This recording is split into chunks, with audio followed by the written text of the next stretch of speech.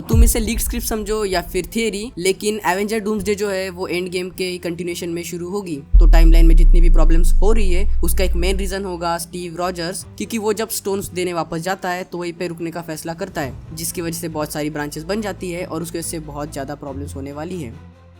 तो आरडीजे जो है वो वापस आ रहा है प्ले करने के लिए डॉक्टर डूम, और अगर वो वापस आ रहा है तो इसका कोई ना कोई अच्छा रीजन होगा। ये नहीं कि पैसे कमाने के लिए वापस आ रहा है क्योंकि उसे वो ज्यादा पे कर रहे हैं, मतलब ये भी एक रीजन हो सकता है, लेकिन ये मेन रीजन नहीं होगा जिसके लिए आरडीजे वापस आ रहा होगा। मतलब रूसो ब्रदर ने कुछ अच्छा प्लान करके रखा होगा जिसे सुन के टोनी स्टार्क भी एक्साइटेड हो गया होगा टू प्ले डॉक्टर डूम। और केविन फाइगी ने भी एक चीज कंफर्म कर ही दी है कि they are not gonna undo the death of Iron Man, क्योंकि ये चीज सेंस भी बनाती है कि it will ruin the moment जो हमने एंड गेम में देखा था। सो कैसे करने वाले वो लोग, चलो देखते हैं। जब पास्ट से आया हुआ थानोस जब टोनी के न्यू घर पे अटैक करता है तो उसके बाद एक कट सीन होता है और हम देखते हैं टोनी कैप को उसकी शील्ड देते हुए ये कहता है कि when you mess with time it tends to mess back, you will C.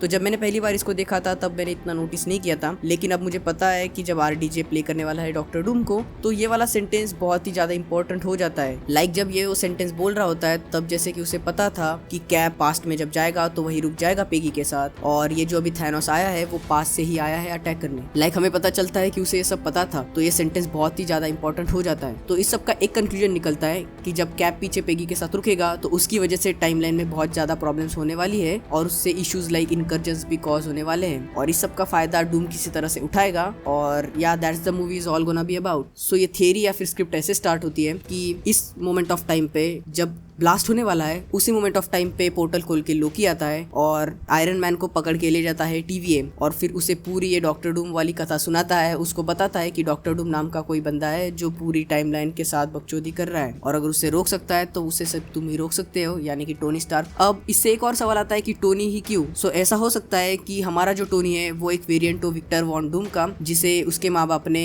Adopt किया होगा और टोनी बोल के ही, मतलब टोनी कह के ही रेस किया होगा। या फिर ऐसा भी हो सकता है कि जो डॉक्टर डूम है वो हमारे टोनी स्टार्क का एक वेरिएंट है। पर अब जो भी है, जब लोकी उसको ये सब समझाएगा उसके बाद लोकी आयरन मैन को एक मिशन पे भेजेगा या फिर आयरन मैन एक मिशन पे जाएगा to fight doctor Doom across the multiverse, और इसी में हमारी दोनों मूवीज की स्टोरी आ जाएगी, दैट इज एवेंजर डूम्सडे और सीक्रेट वॉर्स। और हो सकता है डूम्सडे में टोनी हार जाए, जस्ट लाइक हमने देखा था इन्फिनिटी वॉर में एवेंजर्स हार गए थे वैसे, लेकिन सीक्रेट वॉर में वो डॉक्टर डूम को हरा दे और अपना कैरेक्टर आर्क रिडीम्ड कर ले। और इससे एक चीज और होगी कि ड्यूरिंग दैट मिशन और during the movie Tony Stark को लोग डॉक्टर डूम समझेंगे और उसमें बहुत सारे कमेंट्स पास करेंगे, उसकी वजह से टोनी को बहुत ज्यादा हर्ट होगा। लेकिन जब वो अपना कैरेक्टर आर्क कंप्लीट कर लेगा, जब ये सब कंप्लीट हो जाएगा तो टोनी उसे वापस उसी मोमेंट पे आके छोड़ देगा। उसके बाद वो फाइट करेगा थानोस से, और जब वो इन्फिनिटी स्टोन्स पहन के स्नैप करेगा और कहेगा आई एम आयरन मैन, तो ये चीज और भी ज्यादा इम्पैक्टफुल हो जाएगी हम लोगों के लिए।